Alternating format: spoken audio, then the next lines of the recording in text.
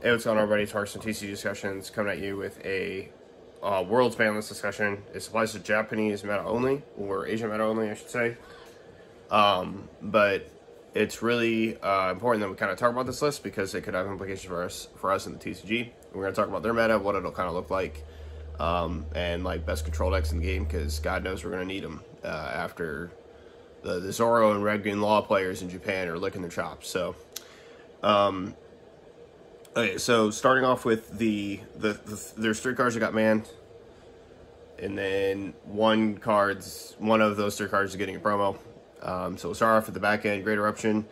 Perfectly valid hit. It replaced itself. It was a -2. It was far more egregious, in my opinion, because of the cycle effect than Ice Age. Ice Age is a -1, a -5, and I get it. It's 1 Dawn, and it's really powerful.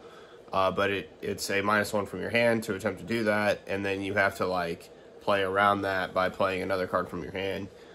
With Gecko Moria, Ice Age is far more important, so it's no skin off my back that is the card of the 2 that they chose to hit. I'm glad that they chose Great Eruption. It was clearly the more broken of the 2. Because outside of Gecko Moria, everywhere else, Great Eruption was ran at 4. So I just like, maybe with the exception of Perona, but I think even in Perona, you should still be running 4. Just because like the early curve of being at 6 or less, you could still reduce, tap, pop, do that whole shebang. So, yeah. Yep. So, moving on. Reject. Reject was the dumbest card they've ever printed in the game. I'm so happy to see it go. It should have never existed, and I hope a card like it never exists again in this game. Unless we're just in like a meta where everything is power creeped to that level and everybody has good broken cards like that. But forcing your opponent to take a life is unacceptable. That's like, let's just be real. A 4 Dawn card that forces your opponent to pick up a life is stupid. Secondly, it made you take a life. And the important part about that is that if you were at 2, you could go down to 1, and now all 2 or 3 Amarus in your hand could just rest all their blockers. So their defense against your kill turn was completely made negligible because of 1 card. Even if you didn't want them to take a life and have you pick up 1, you could still KO a 5 or less at any point in the game for 4 Dawn. Stupid. Absolutely stupid. And furthermore, it had a trigger that cycled itself if it was bad as your last life. Okay.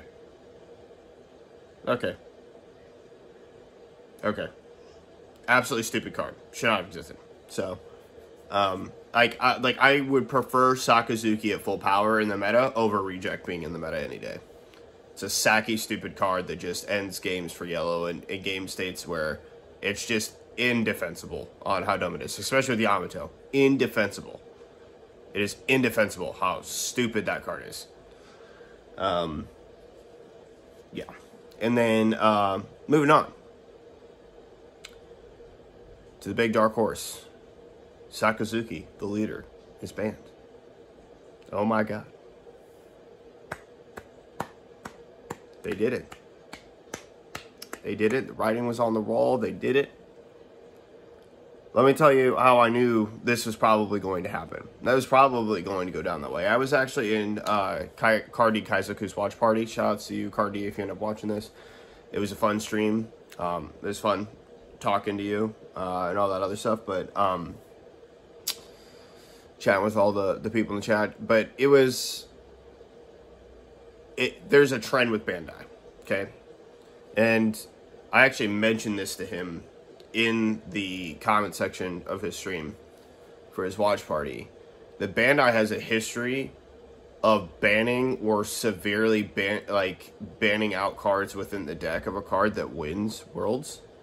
And as soon as I saw that all of top 4 was Sakazuki, I knew immediately that that leader was going to be banned. And I asked him, hey, since they have a history of doing this in Dragon Ball, do you think they'll do the same thing in One Piece? And I woke up this morning pleasantly surprised that they will, in fact, ban leaders that win worlds. So much so that they made a promo card to kind of replace him as a leader, which is not nearly as good. But we'll talk about that. But they banned him. And I am so happy that this is the route they went with, right? If Sakazuki was just a problem, get rid of him. Don't ban Houndsblaze, which is literally terrible in every other deck. Even though if you were going to let him live, Houndsblaze needs to be addressed. But then again, I said this, right? I said this. If you start addressing cards like Houndsblaze and don't look at 200 million tomorrow, I don't know where your headspace is at. And I said this last night in the stream, watch party's comment section.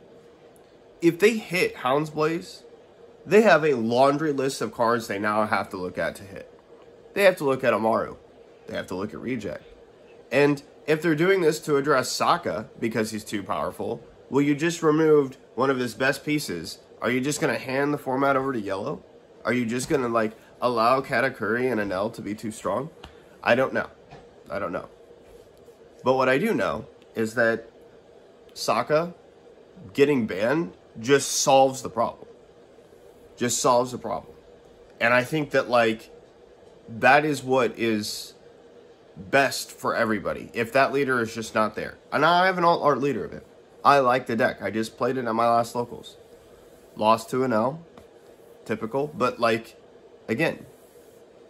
I don't know. I don't know what to tell you. Sokka was the problem, and it needed to be gone.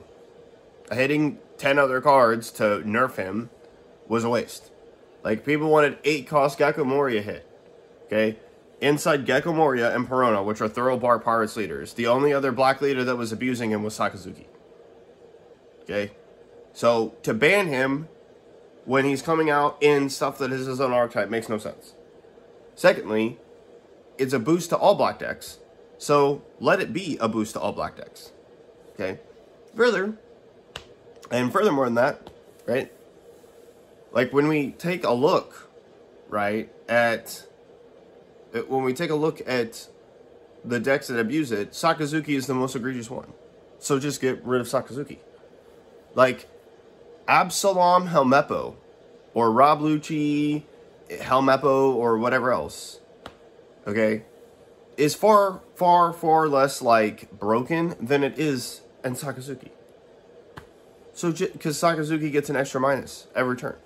Perona also gets an extra minus every turn. So just remove it. Remove Sakazuki. The bottom deck was too strong in combination. Now, what does this mean for blue? Rebecca probably becomes, like, the best now control deck.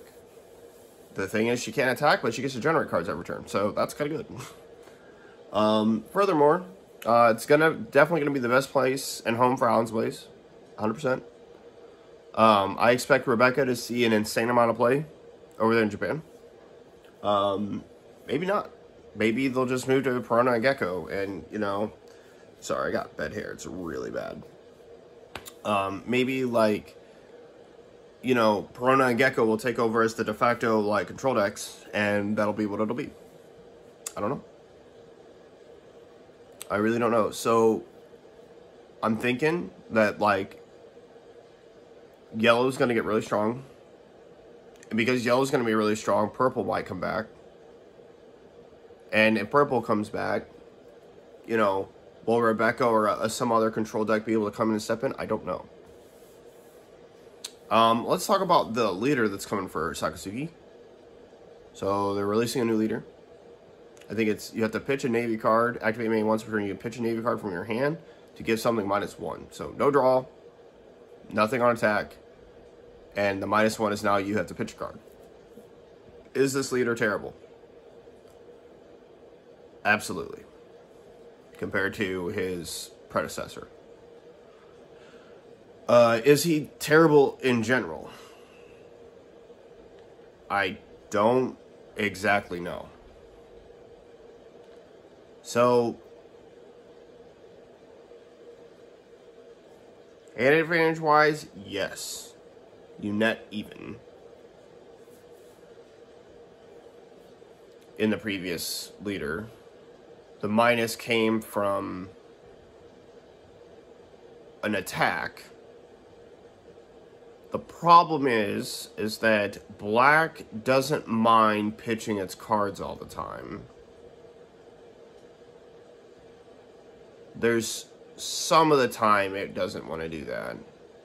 The minus to the hand is going to be a pretty big deal.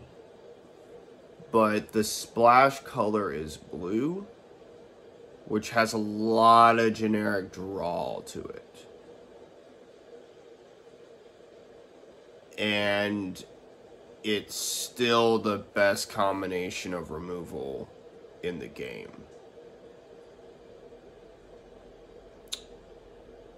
Rebecca is probably outright better, but Rebecca can't attack and doesn't have inherent minus to it. So pitching the card is where a lot of people are going to get caught up in this. But Mancherry, Gecko, Moria, Rebecca, Tashigi, Brenu, Kuzan, Sanji's Pilaf, and Kaido are all replacement cards. And there are cards that you can pitch that aren't bad in the drop area. See a Helmeppo, see a Hina, see a card you could pick up off Rebecca or recur with Mancherry. So I'm not sure. Like, if I'm being honest, I want to say it's dead and will never come back, even with his new leader. But